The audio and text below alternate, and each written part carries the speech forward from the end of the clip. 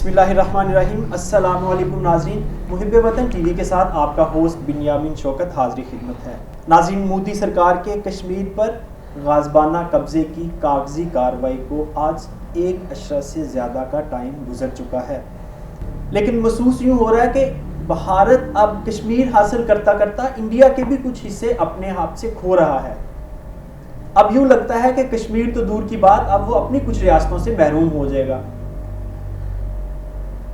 मोदी सरकार के इस फैसले के ऊपर बात करने के लिए आज हमारे साथ हस्बे मामूल आप सबके जाने पहचाने आरिफ भट्ट साहब मौजूद हैं। अस्सलाम वालेकुम। आरिफ भट्ट साहब, कैसे हैं आप? जी बिल्कुल ठीक ठाक, अल्लाह का एहसान। सर, जैसा कि आपने देखा कि 10 दिन से ज़ायद का टाइम गुजर चुका है और इंडिया के अंदर जो सिनेरियो बना है, जो भारत सरकार ने आप 370 और 35A का रिमूवल किया और उसके बाद की जो सिचुएशन है उसके ऊपर हमारे नाजरीन को ज़रा एक ओवरऑल व्यू दें। बनता क्या नज़र आ रहा है आपको? जी बिस्मिल्लाहिर्रहमानिर्रहीम। शुक्रिया जनाब बिन्यामिन साहब, हस्बे मामूल आपकी खिदमत में हाज़िर हूँ। देखें, 1 अशरा से ज़्यादा तो गुजर चुका है और मैं ये समझता हूँ कि मोदी सरकार के इस फ़ैसले से अक़वाम आलम में जो लोग बेखबर थे कश्मीर पे होने वाले जुल्म व सितम से, उससे उनको आशनाई मिलना शुरू हो चुकी है।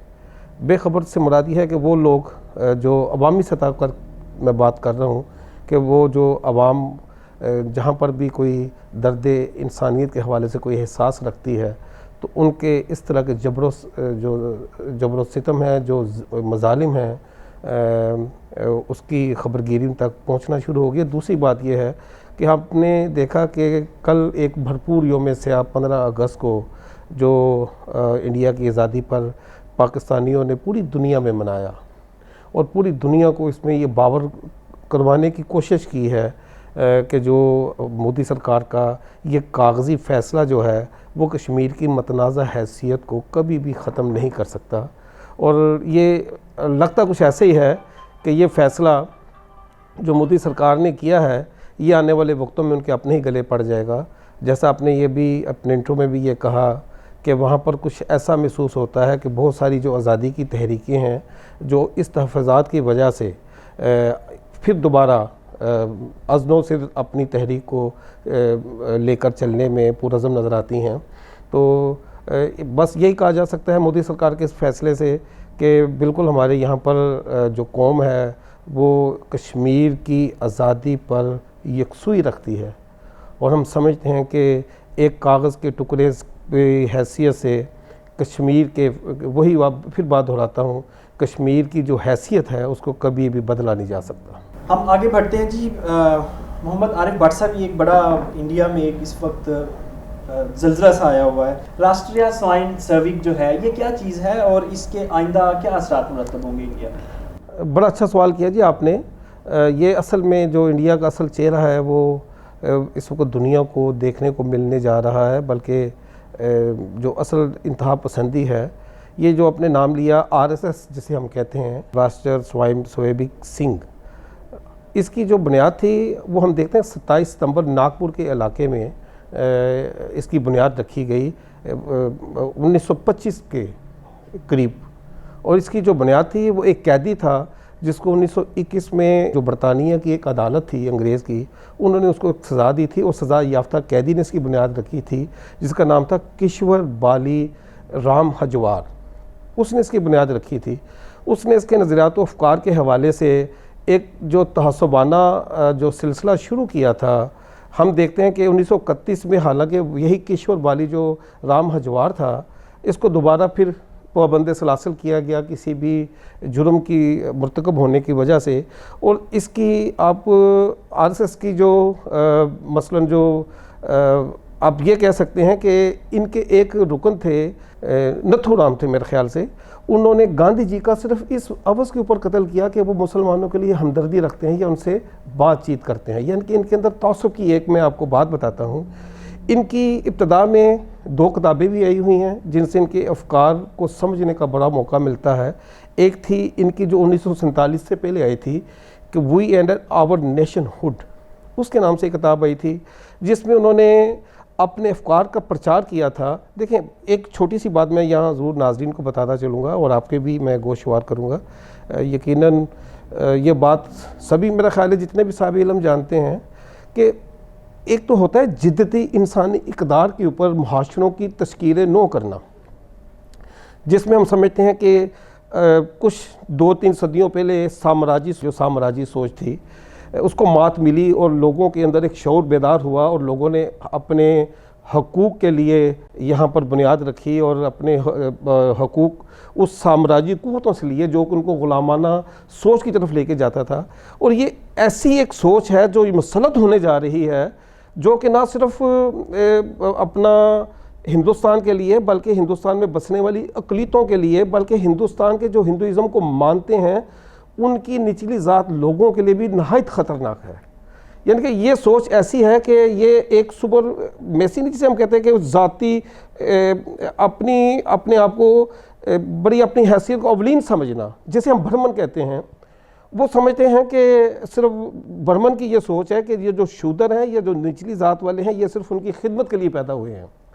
हमारे यहाँ एक ऐसा तस्वर है कौमी, हमारे दीन के अंदर भी, कि हमारे यहाँ अगर हम अपने दीन की बात करें तो हमारे प्यारे नबी सल्लल्लाहु अलैहि वसल्लम जो ख़ातमुल नबीन हैं, उन्होंने खुतबा हज्जतुल वदा में ये बात बावर कर दी कि किसी अरबी को अजमी पर और किसी गोरे को काले के ऊपर कोई फ़ोकियत नहीं, तमाम इंसान यहाँ पर बराबर है। और अगर कहीं किसी की फ़ोकियत है तो वो तक़वे की बुनियाद के ऊपर है, उसका इखलाक, उसका किरदार, ये फ़ोकियत का एक ऐसा पैरामीटर है जो हमारे दीन ने हमें दिया। लेकिन वो हिंदुइज़्म जो इनका जो RSS का है, वो कहता है कि यहाँ पर जो ब्राह्मण है ये एक सुपर क्लास है और तमाम जितनी भी निचली ज़ात वाले जो अफराद हैं, जो दलित हैं, जो शूदर हैं, जो छूत हैं, वो उनकी खिदमत के लिए पैदा हुए हैं। वो अपनी किताब में सिर्फ 3 लोगों को इसमें ख़तरा समझते हैं। पहला तो वो समझते हैं कि मुसलमान भारत के लिए ख़तरा है, फिर वो ईसाइयों को भी ख़तरा समझते हैं, फिर वो सोशलिस्ट जो पार्टियां जो कि सोशलिज़म की प्रचार करती हैं उनको भी ख़तरा समझते हैं, बल्कि वो निचली ज़ात के जो हिंदू ज़ात बरादरी के जो लोग हैं उनके लिए भी वो दिल में बड़े ख़तरनाक अज़ाइम रखते हैं। दूसरे लफ्ज़ों में कि उनकी ये जहाराना और जो मतसबाना और गासबाना जो ये पॉलिसी है, ये पूरी इंसानियत के लिए ख़तरा है। ये मैं ये समझ रहा हूँ कि ये उनकी किताब बिल्कुल मिलती है। चलिए हम समझते हैं कि 1947 में उनकी जो ये किताब थी वो उन्होंने ज़ाहिर उसको तहरीक आज़ादी में थे, उसको तो लिखी थी, लेकिन उनकी एक और किताब आई वो 1966 में, वो बंच ऑफ थाउट, यानी कि उनकी सोच का जो गुच्छा है, उसमें भी उन्होंने इसी बात को दोबारा इस बात का अहद किया है कि भारत में सिर्फ ब्राह्मणों को रहने का हक़ है, जो हिंदुइज़्म की उसके प्रचार करेंगे और जो उनके अकायद को मानेंगे। ये उनका ऐसा वहाँ पर जो नज़रिया है जो वक्तन फ़ोक्तन बढ़ता चला जा रहा है। हम देखते हैं कि 1969 में जो अहमदाबाद में जो फसादात हुए थे, फिर 1971 में एक तशहीरी थी वहाँ पर उनके फसादात हुए, फिर 1979 में जो बिहार में फसादात हुए उनमें उनकी पूरी तंजीम मुलव्वस रही। उसके बाद ना कि उस वक़्त बल्कि 6 दिसंबर 1992 में जब बाबरी मस्जिद को शहीद किया गया तो ये वही इंतहा पसंद अफराद थे। और देखें इनकी जो तरबियत का एक तरीक़ाकार देखें, अगर ये तरबियत हमारी अगर मुस्लिम कम्युनिटी करे तो हमारी समझते हैं कि दुनिया वाले बैनुल-अक़वामी सतह पर हमें वो कहेंगे कि इनको दहशतगर्दी की तंजीम की सतह पर ना तरबियत दी जा रही है। उनकी तरबियत का बनियामीन साहब ये आलम है कि उनकी जो ग्रॉस रूट के ऊपर तंजीम साजी है उसको वो शाखा कहते हैं, और शाखा में दाखिल होने के बाद वहाँ पर औरतों की असमतों को लूटना बड़ा आसान है। लूट मार करना, कत्ल गारत करना उनकी अकायद में शामिल है और वो ऐसा ही करते हैं। यानी कि उनकी इंतहा पसंदी और जो उनके जबर का ये आलम है कि कोई उनके आगे आवाज़ तक नहीं उठाता। फिर वो एक जो शाखा उनकी जो लोकल तंजीम जहाँ हम समझते हैं ग्रास रूट पर उसकी वो तश्कीलें नो करते हैं, उन पर 1 घंटा वहाँ पर योगा सिखाया जाता है। उनको वहाँ पर मोटिवेट, उनके दिमाग को उनकी जो ब्रेन वॉश किया जाता है, तहस्सुब पढ़ाया जाता है। वही मैं ये समझूंगा कि वो कहाँ लोग बैठे हुए हैं जो यहाँ पर इंसानी इक़दार का यहाँ पर नारा लगाते हैं, जो अगर मुस्लिम कम्युनिटी ऐसा करे तो वो कहेंगे ये दहशतगर्दी की तरबियत देते हैं। और सबसे बड़ी बात यह है कि इसको बज़ाते खुद भारत में 314 दहशतगर्दी के एक सर्वे के मुताबिक एक बैनुल-अक़वामी सर्वे ने इस बात को इंकशाफ किया है कि 314 वहाँ पर दहशतगर्दी के अड्डे मौजूद हैं जहाँ पर दहशतगर्दी की तरगीब दी जाती है। और ये देखें, ये आने वाला जो वक्त है, मैं ये समझता हूँ कि ना सिर्फ वहाँ पर जितनी भी अक़लियतें हैं, ना कि मुसलमान, बाकी जितने भी हमारे क्रिश्चियन भाई वहाँ रहते हैं या जितने हमारे निचली ज़ात वाले वहाँ पर जो हिंदुज़म को मानने वाले लोग रहते हैं, वो उनके लिए भी ये जो आरएसएस का जो आने वाले दिनों में जो ख़तरात बढ़ते जाएंगे, तो मैं ये समझ हूँ कि उनके पास सिर्फ एक ही चॉइस है। जो लोगों को उनके हुकूक नहीं दे सकते, हमारा दिन उनके हुकूक की बात करता है। उनको चाहिए कि वो आज हमारे उस दीन की तरफ राग़ब हो जाएं। वो तमाम जो निचली ज़ातों को वो निचली ज़ात समझते हैं, हमारे यहाँ उसे हुकूक मसावात का दर्जा मिलता है। हम समझते हैं कि भारत के अंदर इस सोच को मात देने के लिए यहाँ पर तमाम कौमों को, एक मुस्बत सोच रखने वाले तमाम इंसानों को यकसुई के साथ इकट्ठा होना पड़ेगा, वरना ये आने वाले वक्तों में जितने अफराद तरबियत याफ्ता हो चुके हैं, और ये जो भारतीय जनता पार्टी भी उसी की एक कड़ी है। अगर ऐसा कहा जाए कि आरएसएस जो है वो इंडिया का, भारत का जो सेकुलर एक उसने मास्क चढ़ाया हुआ था अपने ऊपर, उसको डिस्क्लोज करने जा रहा है, जो बहुत हद तक डिस्क्लोज हो चुका है। सर, मेरा अगला सवाल ये है कि इंडिया में इस वक्त कोई 50 के करीब छोटी और 17 के करीब बड़ी तहरीकें चल रही हैं जो इंडिया को बड़ा, इंडियन गवर्नमेंट को बड़ा टफ टाइम दे रहे हैं। ये किस तरह, ये जो रिसेंट मोदी सरकार का एक फ़ैसला है कश्मीर के हवाले से, उसको किस तरह ये इफ़ेक्ट कर रही है? देखिए जी कि भारत ने शुरू से ही अपनी तहरीकों को जो रियासती दहशतगर्दी के ज़रिए से कुचला है। मैं एक बात बताना चाहता हूँ कि 1958 में ये कानून लेकर आया भारत, जिसे हम FASPA कहते हैं। ये जो FASPA का जो कानून इन्होंने 1958 में पास किया, उसके लिए हर फौजी को ये इख्तियार मिल गया कि वो जिसको चाहे गद्दार समझकर गिरफ़्तार कर ले या उसको मार दे। ये उसके पास एक अख्तियार मिल गया। फिर इन्होंने इस अख्तियार को आजमाया। कहाँ आजमाया? सबसे पहले कश्मीर में आजमाया, फिर इनकी ये तामल एक नाव है वहाँ पर इनको ये आजमाया, और उसके बाद फिर इनको जब इनका ये जो एक टेस्ट केस था, जैसे उन्होंने, मैंने आपको बताया कि FASPA के नाम से जो कानून पास करवाया था, इससे इनको बड़ा हौसला मिला। फिर इन्होंने इसी के ज़रिए तमाम जितनी भी आज़ादी की तहरीकें थीं वहाँ पर चलने वाली, उनको कुचलने की भरपूर कोशिश की। आपने जैसे अभी फरमाया कि 67 के करीब तकरीबन ऐसे ही है कि 50 उसकी छोटी हैं और 17 उसमें से कुछ बड़ी हैं, जो कि इस वक्त अपनी आज़ादी की जंग के लिए, वहाँ के हुकूक लेने के लिए कमर बस्ता हैं। उसमें आप कह सकते हैं खालिस्तान की भी है, उसमें एक आसाम की भी है, उसमें एक अपना क्या कहते हैं आप, नागालैंड की भी है, और उसमें एक तमिलनाडु की भी है, इसमें एक त्रिपुरा की भी है, एक मणिपुर की भी है। अच्छा, इसका सिलसिला कुछ ऐसा है कि हमें थोड़ा सा इसमें समझना पड़ेगा कि कुछ तो उसकी जो आज़ादी की तहरीकें थीं वो उसकी आज़ादी से भी पहले की थी। तमिलनाडु की अगर हम बात करें तो ये 1937 में इसकी बुनियाद थी। उसको तो उसका जो झगड़ा था वो यही था कि वो ज़बान को नहीं पसंद करते थे, उनके ऊपर जो हिंदी ज़बान को लागू किया जाता था। उनकी अपनी ज़बान है तामिल, लेकिन हुआ यह कि उसको गो के अंग्रेज़ की अपना वफाकी हुकूमत में थी, लेकिन सूबों में वहाँ पर जो हुकूमत थी वो हिंदुओं के पास थी।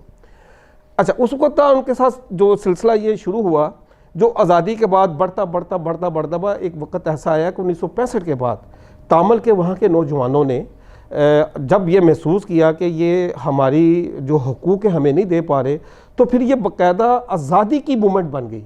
और इस कदर उन्होंने उनका खून बहाया कि अक़वाम मुत्तहिदा को इसका नोटिस लेना पड़ गया। हालांकि अक़वाम मुत्तहिदा जो मुल्क के अंदरूनी मामला की तरफ नोटिस नहीं लेती, लेकिन इस हद तक उन्होंने उनका खून बहाया कि उनको उसका नोटिस लेना पड़ गया, जिस पर उन्होंने ये जान कहकर अपनी छुड़वाई उस वक़्त जो उसको भारतीय जो सरकार थी कि हम इनको हुकूक देने वाले, लेकिन वो भारतीय क्या जो अपनी बात को वफा कर दे, वो सरकार क्या जो अपनी बात की कमिटमेंट को पूरा कर दे। लेकिन आज वो मुकम्मल एक कंप्लीट आज़ादी की मूवमेंट बन चुकी है। नागालैंड की अगर हम बात करें तो नागालैंड ने तो कल रियासती हवाले से इस बात को मसलन तशहीर कर दी है कि उसका इंडिया के साथ कोई लेना देना नहीं। उन्होंने अपना फ्लैग जो है वो बकायदा चला दिया, इंटरनेशनल कम्युनिटी के सामने रख दिया, अपनी फोर्स भी दिखा दी और सेपरेट एंटिटी। बिल्कुल, देखें 370 ने तमाम चीज़ों को मर्ज किया हुआ था। 370 ख़त्म करने के बाद तमाम, मैंने पहले भी शायद आपने एक प्रोग्राम किया था, ये बिल्कुल आपने वहाँ पर सवाल किया था, आपको क्रेडिट जाता है कि भी उसमें भी 370 की जो हैसियत थी उसको ख़त्म करने के बाद यही बात थी कि बहुत सारी वो इलाक़ा रियासतें जो कि इंडिया के साथ मिली हुई थी, अब वो भी ख़तरा शामिल अपने आप को महसूस करती जाएंगी। अच्छा, आपने क्योंकि तरीके उनकी जो आज़ादी के लिए जंगें हैं उसकी बात की है, उसमें एक असम की मैं बात करूँगा आपके आगे। असम की ये जो आज़ादी की तहरीक है ये 90 के दौर के बाद शुरू हुई। 90 के बाद इस्तेसाल उनका इतना हुआ कि उनके जो हकूक़ हैं इस तरफ गज़ब हुए कि उनको अपनी तहरीक को शुरू करना पड़ा असम में अपनी आज़ादी के लिए। वहाँ पर एक यूनाइटेड लिबरेशन फ्रंट के नाम से भी ये तंजीम, मसल्ला तंजीम है वो। अच्छा, तामुल नाउ की अगर तंजीम की बात करें तो 1965 से पहले वो मसल्ला नहीं थी। जिस तरह इन्होंने वो अपने उसी में आपको बताया कि FASPA के एक्ट के तहत एक रियासती दहशतगर्दी के तहत उनके नौजवानों को कुचला, उनको सरेआम गोलियां मारी, उनका कत्लेआम किया, उनकी माओ बहनों की असमतों को लूटा गया, उनके घरों को जलाया गया। फिर उनके बाद वो मसल्ला मूवमेंट बनी है जो कि आज़ादी की। यहाँ पर मैं ये जो हमारे वो है तामुल नाउ की हम बात कर रहे थे, यहाँ पर हम कर रहे हैं बात असम की। असम के अंदर वो मैंने पहले बताया आपको कि यूनाइटेड लिबरेशन फ्रंट के नाम से एक ऐसी मूवमेंट है जो कि मसल्ला होकर अपने हुकूक की जंग लड़ रही है। और वहाँ पर एक मुस्लिम लिबरेशन टाइगर्स के नाम के भी है जो मुसलमानों के हुकूक की जंग लड़ रही है। यानी कि अब ये बड़ी बड़ी जो उसकी मसलन जो तहरीकें अपनी अभी दोबारा से अदनों से हम समझते हैं कि वो पेशकदमी करने वाली हैं, जो दोबारा से फ़ाल होने वाली हैं। उसके अलावा एक और तंजीम है, हम समझते हैं कि ये 1970 के दरमियान में बनी, जिसे हम काली दल कहते हैं। काली दल की जो तंजीम थी ये बनी थी सिखों के हुकूक के लिए, क्योंकि उनके अंदर भी इस्तराब पाया जा रहा था, उनके भी राइट्स की वायलेशन हो रही थी। तो उन्होंने अपनी एक तहरीक का आगाज़ किया 70 के दौर में, और जब उनको ज़बर से दबाया जाने लगा, जब उनके हुकूक की सुनवाई नहीं हुई, तो वो तहरीक बनती बनती खालिस्तान की तरफ मूवमेंट करके चली गई। फिर ऐसा हुआ कि उनके साथ ऐसा जुल्म सितम हुआ कि उनके जो खालिस्तान के रहनुमा थे उनके घरों के ऊपर छापे पड़े, दफ्तरों को तोड़ा गया, उनके नौजवानों को सरेआम गोलियां मारी गईं। फिर वहीं असमत दरी भी हुई। और फिर उनके गोल्डन टेम्पल 1984 में हम देखते हैं कि वहाँ पर उनके एक मुक़द्दस है, उनका इबादत गाह है, तो वहाँ पर भी हमला किया गया।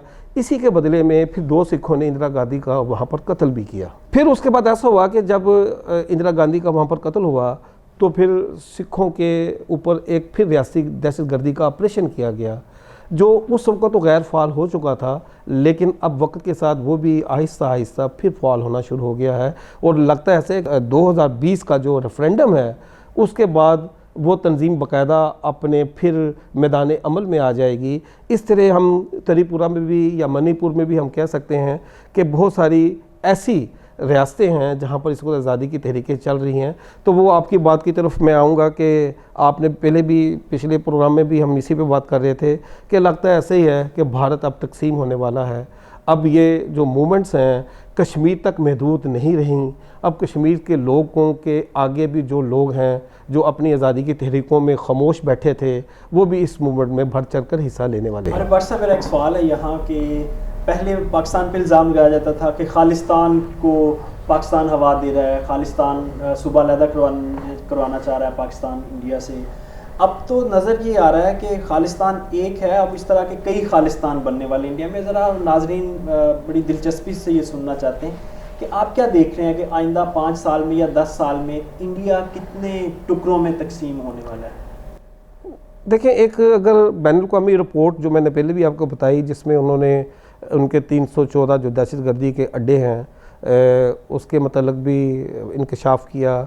फिर उनके जो तहरीकों में जो अपना नई तरंग आ रही है उसके मतलब भी उन्होंने बताया। एक अंदाज़ा जो बैनुल-अक़वामी सतह पर है, मैं तो समझता हूँ शायद इससे भी ज़्यादा हो जाए, उन्होंने कुछ 4 हिस्सों में उसको बांटा है कि 2025 तक ये कुछ 4 हिस्सों में बढ़ जाएगी। लेकिन लगता है ऐसा जैसे 4 हिस्सों तक ये बात नहीं रहेगी, ये इससे भी आगे बात जाएगी। क्योंकि जितनी भी वहाँ पर ख़ास तौर पर देखें, ये जो अभी आपने जिक्र किया सिखों के हवाले से, देखें असल जो दहशतगर्द हैं, जो इंतहा पसंद हैं, वो तो RSS वाले हैं। आप उनकी, मैंने आपको 2 किताबों का हवाला दिया, उन किताबों की स्टडी करके देखें कि उनका नज़रिया इस दौर में इंसानियत के लिए कितना ज़हर कातिल है। कि वो अपने भी जो उनके हिंदुइज़्म के जो निचली ज़ात जिसे वो कहते हैं, उनकी हाँ निचली ज़ात ज़रूर, हमारा दीन अफजल क्यों है? हमारा दीन यहाँ पर मसावाना और मुनसफ़ाना तर्ज़ अमल की बात करता है, और उनके मज़हब की हम इसलिए बात करते हैं कि वो अपने ही जो हम ख्याल अकायद रखने वाले जो हिंदुइज़्म वाले, वो निचली ज़ात वालों को भी उनकी भी खून खराबे में आज भी हम देखें तो भारत अक़लियतों का कातिल है। वहाँ पर आए दिन एक दलित ज़ात है और शूदर है या छूत है, उनको तो वो सरेआम ज़दोकोब करते हैं, सरेआम उनकी असमत दरी करते हैं, उनको सरेआम वहाँ पर कत्लेआम करते हैं। तो इस आरएसएस से मैं ये समझता हूँ कि आने वाले दिनों में जो सबसे भयानक चेहरा जो इसको दहशतगर्दी का जो है, इसको दुनिया को ये देखना चाहिए, उनकी थ्योरी को पढ़ना चाहिए। जो किताबें उन्होंने अपने अकायद के मुताबिक छापी हैं, उनमें उनका वो नज़रिया तो पढ़ना चाहिए। मैं ये समझता हूँ कि वो लोग जो यहाँ पर अपना दहशतगर्दी को ख़त्म करने की बात करते हैं, तो उनको ये सरेआम अपने अफकार का प्रचार करने की इजाज़त कैसे देते हैं? कि भारत ने हमेशा टीसी की है बड़ी कुव्वतों की, जिस वजह से आज तक बचता चला आ रहा है। इसराइल की पुष्टपनाही उसे मिलती है, मोसाद और वो जो राह है वो मिलकर, और सीआईए भी मिलकर, मेरा ख्याल है वो इसको पाकिस्तान के असल में आरिफ भट्ट साहब बात ये है कि वो सिर्फ पाकिस्तान के नहीं, ये मुसलमानों के खिलाफ है, बिलखसूस पाकिस्तान के खिलाफ ये सारी लॉबी जो है मिल के काम कर रहा हो, मोसाद हो, सीआईए हो, जो भी हो, ये पाकिस्तान के तो बहरहाल मुसलमानों के और पाकिस्तान के ख़ास तौर पे मुखालिफ हैं। नाजरीन, हम नहायत मशकूर हैं आरिफ भट्ट साहब के कि वो हमारे प्रोग्राम में तशरीफ़ लाए, और ये प्रोग्राम जो है इसका बकिया हिस्सा कल आपकी खिदमत में पेश किया जाएगा। आज तक के लिए इतना ही। अपने मेज़बान बिन्यामिन शौकत और हमारे मेहमान आरिफ भट्ट साहब को इजाज़त दीजिए। खुदा हाफिज़।